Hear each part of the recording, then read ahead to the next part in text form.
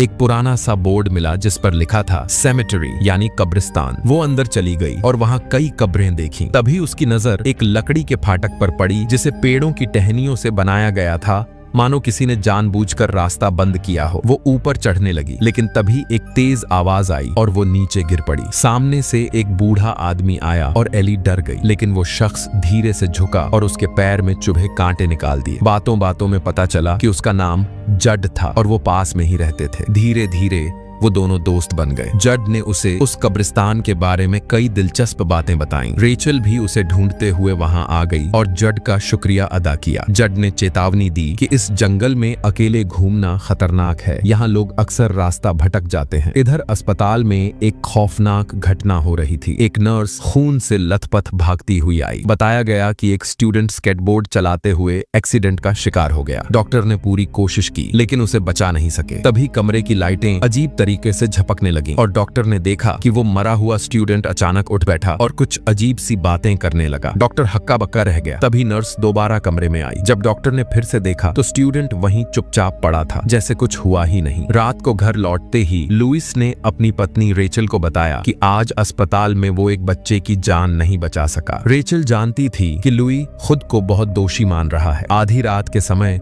Louis को कुछ अजीब सी आवाजें सुनाई दी। उसने खिड़की से बाहर झांका तो ऐसा लगा जैसे कोई खड़ा हो। तभी पीछे से किसी ने उसका नाम पुकारा। वो जैसे ही पीछे मुड़ा, दरवाजा अपने आप खुला और कोई बाहर चला गया। लुइस बिना सोचे समझे उस शख्स के पीछे चल पड़ा। वो व्यक्ति एक घने जंगल की तरफ गया और थोड़ी ही दूर चलने के बाद अचानक धुंध में गायब हो गया। लुइस भी पीछे पीछे उस धुंध में चला गया और खुद को एक अजीब से जानवरों के कब्रिस्तान में पाया। वहां उसे वही पुरानी दीवार दिखी जिसे सूखी टहनियों से बनाया गया था। लुई उसे पार करने ही वाला था कि किसी ने उसका पैर पकड़ लिया। तभी लुई की नींद खुल गई, लेकिन जैसे ही उसने चादर हटाई उसके